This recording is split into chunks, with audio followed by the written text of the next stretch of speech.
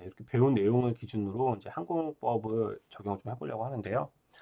일단 저희 행정기본법 내용을 아까 좀 봤잖아요. 그래서 한번 다시 보시면 이제는 항공법으로 봤을 때 항공도 항공행정이지 않겠습니까? 이런 행정기본법이 적용되겠죠. 행정에 관한 다른 법률에 특별한 규정이 있는 경우를 제외하고.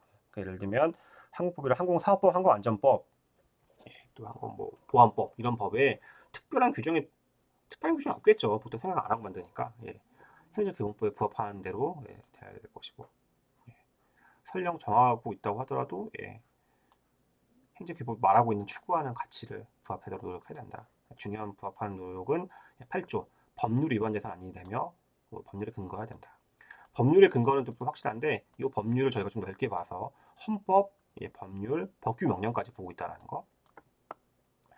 행정 입법 활동, 법령 등이잖아요. 행정 입법을 제정, 개정, 폐지하고자 할 때, 그러니까 항공안전법, 항공사업법, 시행령, 시행규칙 이런 거 개정 폐지하고 할 때는 헌법과 상위법령 위반해서는 안 된다. 앞으로 절차도 준수해야 된다.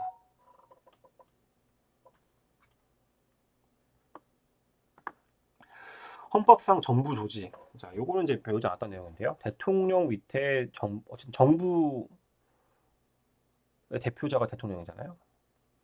국무총리 있고, 국무위원, 행정각부의장은 국무위원 중에서 하고, 행정각부의 설치 조직과 직무 범위는 법률로 정한다. 이런 내용이 헌법에 적용되어 있습니다. 헌법 조문 한번 보시고요, 이번 기회에. 하고 싶은 얘기는 저희는 행정각부의 장이기 때문에 국토교통부 장관님은 국무위원일 것이다. 그리고 국토교통부에 관련된 어떤 항공행정 사무에 관련된 민간 항공 관련된 행정 사무에 관련된 조직 직무 범위는 어느 법률인지 모르겠지만 법률 찾아가면 적혀 있을 것이다라는 거죠. 그 법률이 정부조직법이라는 겁니다. 정부조직법을 보시면 42조의 국토교통부 장관은 항공에 관한 사무를 관장한다라고 되어 있고요. 국토교통부 그 소속 기관 직제라는 규범이 있는데요. 형식은 대통령령 형식입니다.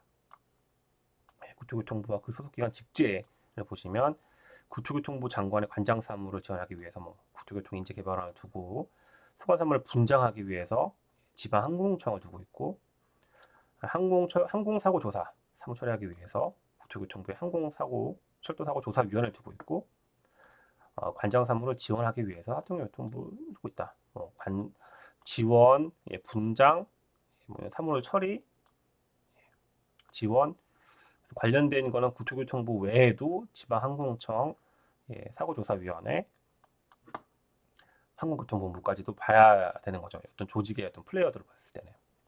기본적으로 국토교통부 내부 지조를 보시면 국토교통부 장관님 아래 1차관, 2차관, 2차관 아래 항공정책실이 있고요. 항공정책실 내에 이렇게 꽉 이렇게 붙어 있습니다. 밑에까지는 제가 이제 가져오진 않았는데요. 한번 이번 시간이 되시는 분들은 찾아가셔서 국토교통 홈페이지 한번 가보셔가지고 어떻게 되는지 한번 찾아보시는 것도 좋을 것 같아요. 이런 권한이 기본적으로는 지금 다 국토교통부 장관님한테 있는데 장관님의 권한을 좀 누구한테 물려줄 수도 넘겨줄 수도 있잖아요. 정부 조직법에 보면 이런 권한의 위임이나 위탁에 관련된 규정을 두고 있습니다. 그래서 다른 행정기관 또는 기관에게 위임할 수 있다, 위탁하거나 위임할 수 있다. 정원을 빠져 그 소관 사무 중 조사, 검사, 검정, 관리 업무 등 국민의 권리 의무와 직접 관계되지 아니한 사무를 지방자치가 아닌 법인, 단체, 기관에게 위탁할 수 있다. 적어도 정부조직법 제6조를 보시면 위임은 보조기관, 하급행정기관 또는 아니면 나름 행정의 내부에는 행정의 다른 행정기관이든 그 지방자치단체도 나름의 행정인 거잖아요. 지방행정인 거잖아요. 위임은 그럴 때 가능한 거고요. 위탁은 외부로 뺄 때 법인 단체가 어쨌든 행정기관이 아니고 행정기관이 아닐 때거든요. 그럴 때 위탁이라는 표현을 쓰고 있다는 거.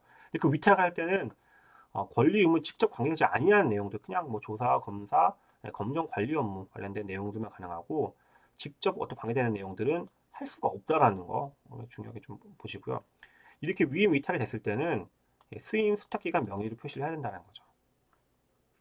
위임이나 위탁이 되게 되면 받은 사람 명의로 가야 된다는 거.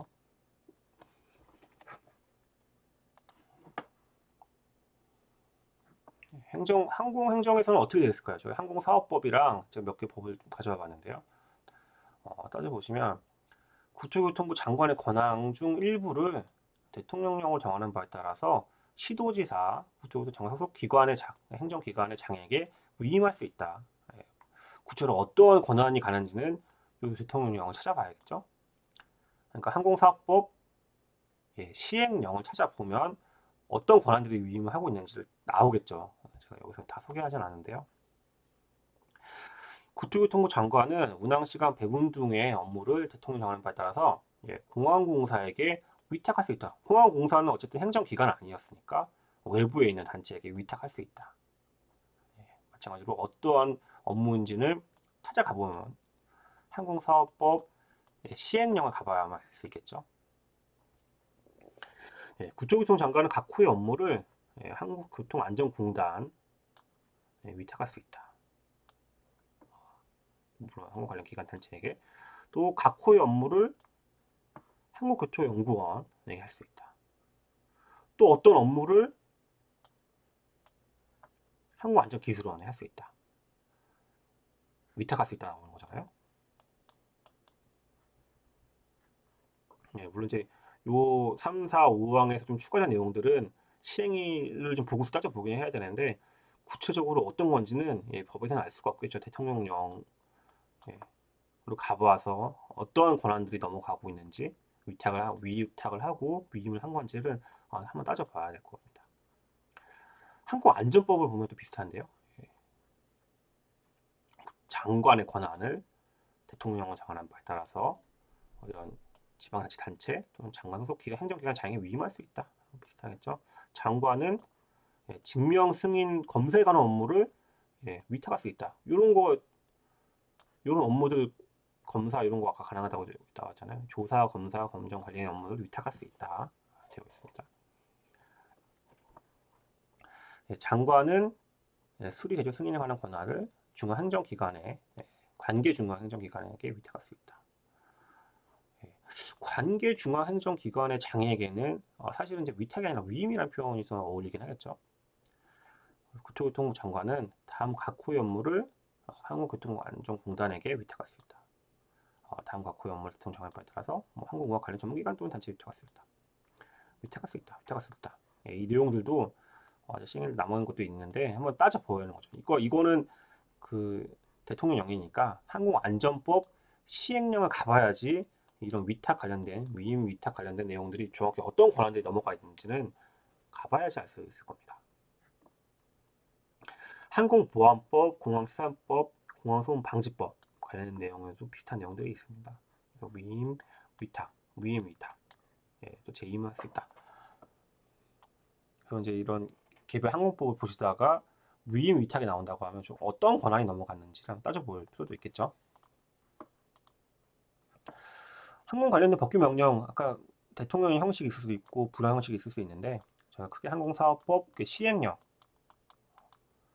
시행 규칙 여러분 여기 시행 규칙이라고 되어 있다고 해서 이게 행정 규칙으로 보시면 안 됩니다. 행정 규칙이 아니라 그냥 이름이 시행 규칙인 거예요.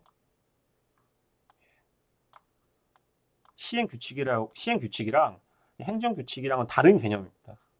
만약에 혹시 지금 다 같은 규칙인데 왜 갑자기 행정 규칙 따지느냐, 법규 명령 이렇게 이게 헷갈린다라고 하면 강의를 좀 다시 들으셔야 돼요. 첫 번째 강의를 다시 들으셔야 됩니다.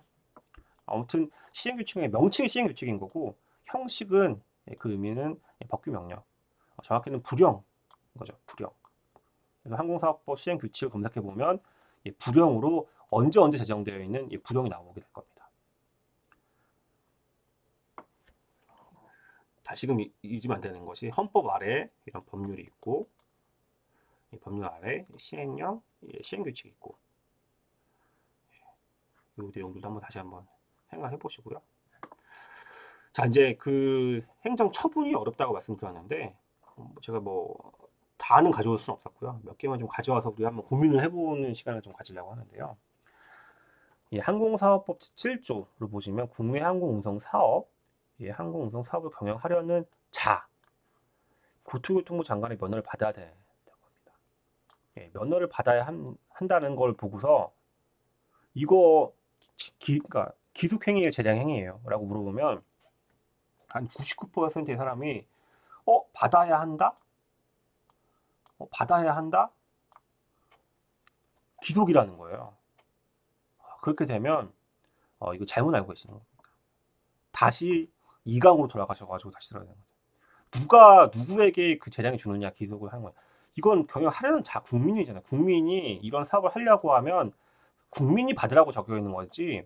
국토교통부 장관이 면허를 줄 때 어떤 요건을 갖추고 있을 때 면허를 줘야 되는지 아니면 면허를 줄 수 있는지에 대한 논의가 아니라고요. 그러니까 헷갈리는 거죠. 우리가 보통 이렇게 받아야 한다라고 하면 기속행위라고 보는데 그때 저희가 기속 재량을 따지는 거는 어떤 행정을 가지고 있는 권한 있는 사람이 법에 따라서 그냥 반드시 해야 되는 어떤 행동을 해야 되는 건지 그러니까 그 주체가 국토교통부 장관이 돼야 되는 거거든요. 근데 이 문장을 자세히 보시면 이거는 경영하려는 국민이 면허를 받으라고 적혀 있는 것이지 국토교통부 장관이 이 경영하는 자가 어떤 면허 기준을 갖추고 냈을 때 허가를 무조건 내줘야 되는 건지, 그러니까 면허를 내줘야 되는 건지, 면허를 내줄 수 있는 건지 여러 가지 사정을 고려해서 고민해 심사숙고할 수 있는 건지.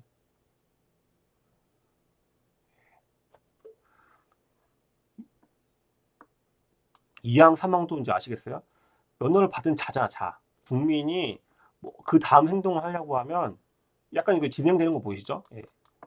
그 다음으로 뭔가 정기평 운항을 하려고 하고 부정기평 운항을 하려고 하면 장관 허가를 받아야 된다고요.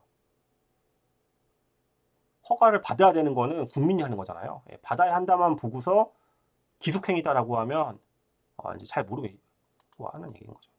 기속이냐 재량이냐는 행정이 해줄 건지 안 해줄 건지에 대한 국토교통 장관이 줄 건지 말 건지에 대한 논의이기 때문에 요 문헌에만 보고 헷갈려서는 안 된다는 겁니다. 예상. 이때 어쨌든 이 허가든 면허든 신청회가 있어야 돼요. 제출을 하니까 심사를 하겠다는 거잖아요. 그러니까 순서를 따지고 보면 요 면허를 받은 다른 자, 그러니까 국내 항공운송 사업, 이걸 국내 항공운송 사업이든 국제 항공운송 사업이든 경영하려는 어떠한 사람이 국민이 있다고 하면 그 국민은 장관에게 신청서 계획서 첨부해서 제출을 하게 되면 심사를 해서 면허를 줄 건지 말 건지 따진다고요. 그리고 이제 여기 조문에서는 다 이제 제가 소개를 안 했지만 여러 가지 관련된 내용을 살펴보면 이거는 이제 기속행위는 아니거든요. 따져봐야 되는 거기 때문에 안 줄 수도 있는 거거든요. 재량으로 봐야 되는 경우입니다.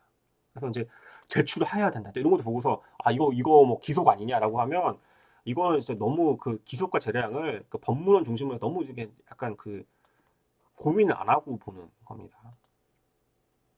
그래서 누가 누구에게 면허를 받으려는 장관 누가 누구에게 뭘 하라는 것인지 그때 받는 이 허가의 모습은 뭔지 여긴 면허라고 되어 있고 허가가 되어 있지만 다 같은 허가의 친구들이거든요. 따져봐야 필요가 있다라는 거, 다 재량행위라는 거. 결정한다는 표현을 하잖아요. 결정해야 된다. 이거는 결정해야 된다는 것이 그냥 절차적으로 발급하라고 할 때 의견을 들으라는 결정이라는 거지 요건을 갖추면 반드시 하라는 얘기는 아니잖아요. 그래서 그 법을 제대로 이렇게 고민하고 뭐 얘기하는 분들이 아닌 분들은 그냥 이걸 다 읽는 거죠. 면허를 받아야 된다, 뭐 받아야 한다, 뭐 이걸 뭐 의미를 알고 이해하겠습니까? 그냥 조문을 읽겠죠, 그냥. 근데 저희는 따져봐야 된다는 거죠. 이 면허의 성격은 어떻게 되는 것인지, 면허 상속이 가능한지, 양도가 가능한지, 합병이 되면 승계가 가능한지, 어떠한 허가가 취소되면, 예를 들면, 요 허가가 취소된다. 면허까지 날아가는 건지, 면허를 받은 다음에 허가를 받는 거잖아요. 허가를 받으면 그 단계에 있는 것만 날아가겠죠. 면허까지 날아가게 해서. 근데 면허가 날아간다?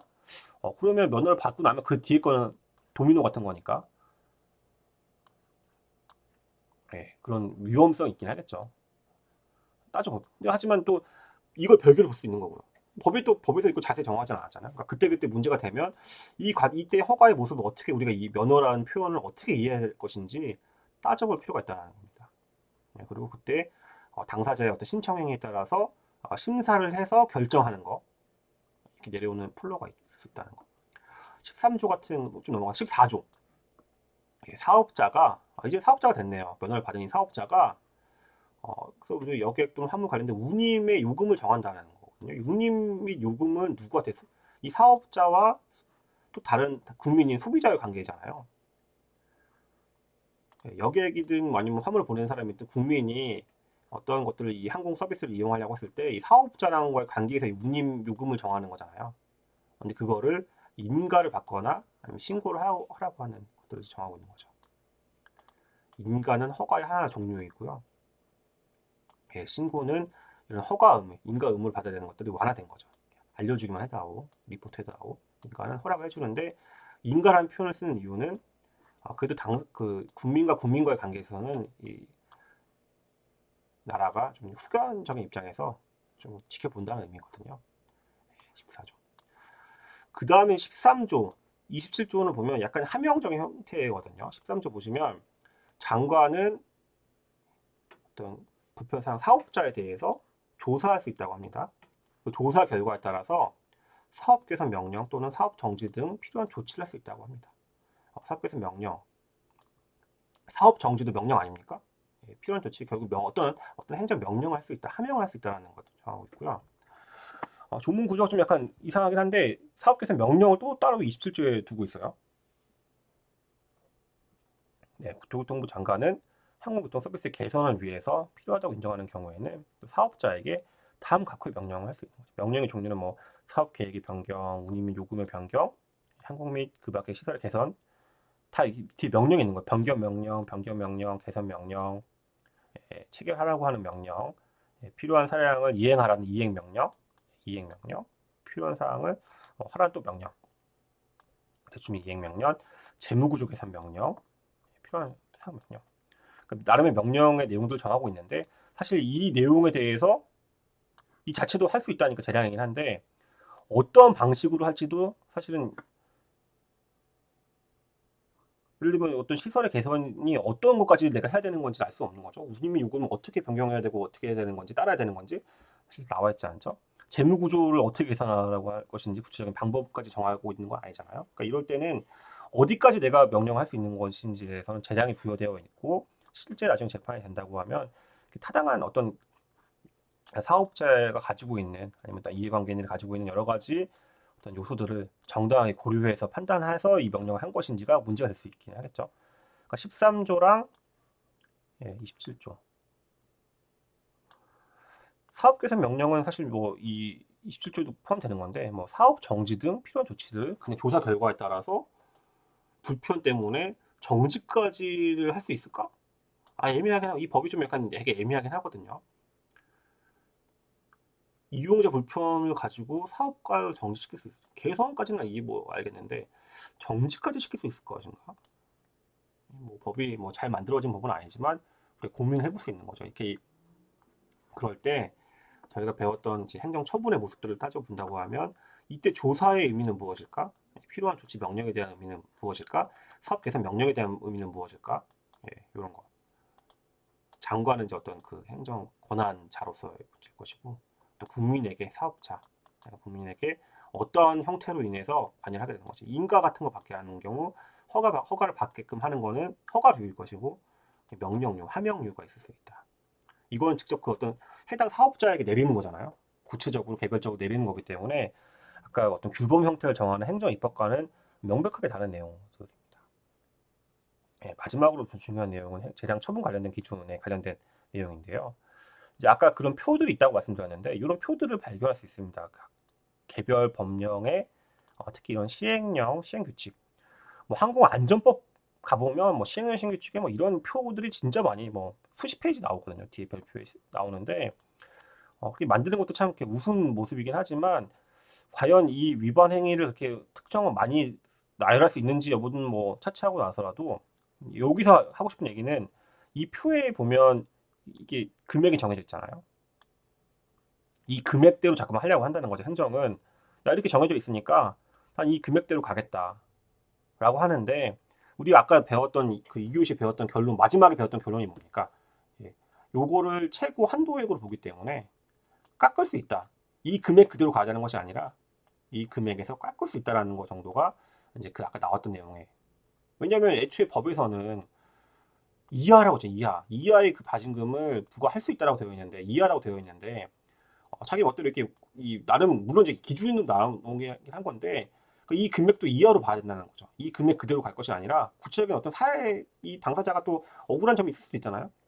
예. 그러면 여기서 나와 있는 이 금액의 밑으로 이하로 떨어지는 경우들을 우리가 찾아볼 수도 있다. 물론 이제 요 관련돼서는 할 얘기도 진짜 많고 뭐 더 많긴 하지만 제 생각에는 좀 일단은 요 강의에서는 여기까지 하기로 하고요. 구체적인 또 요 관련된 사례나 실제 문제되는 사례들은 제가 나중에 또 추후에 또 설명을 또 드리도록 하겠습니다. 일단 오늘 강의는 여기까지 마치는 것으로 하고요. 지금 뭐 사실 이게 굉장히 중요하고 뭐 한 학기 내내 해도 충분한 뭐 분량을 뽑을 수 있는 정도 내용인데 어, 어떤 개략적인 내용들만 좀 설명드린 거여서요. 이런 문제가 있을 수 있다는 정도만 좀 관심을 가져주시고 지금은 제가 주로 항공사업법 위주로 좀 설명드린 이유가 항공사업법이 그나마 조문이 짧습니다. 항공보안법은 사실은 이렇게 뭐 주로 이제 항공보안법은 좀 더 짧긴 하지만 그렇게 뭐 행정법적으로 중요한 내용들이 뭐 많이 담겨져 있지는 않고요. 실제 조문이 많은 건 항공안전법이 좀 중요하긴 한데 항공안전법은 또 이렇게 조문이 너무 좀 많습니다. 많고 좀 불편한 조문들도 많고 해서 그나마 좀 항공법을 처음 초심자로서 공부하기에는 항공사업법이 좀 약간 만만하다는 표현이 좀 그렇지만 그나마 좀 조문이 그나마 좀 보기 좀 편하게 되어 있는 편이긴 하거든요. 그래서 한번 요거 수업을 들어보신 다음에 항공사업법 조문을 한번 찬찬히 그 제가 말씀드린 관점으로 한번 훑어보시고 그다음에 시행규칙도 한번 보신 다음에 그 다음에 이제 항공안전법에 있는 조문들을 하나씩 이제 찾아가 보시는 것도 좋을 것 같습니다. 일단 오늘 강의는 이것으로 또 마치도록 할게요.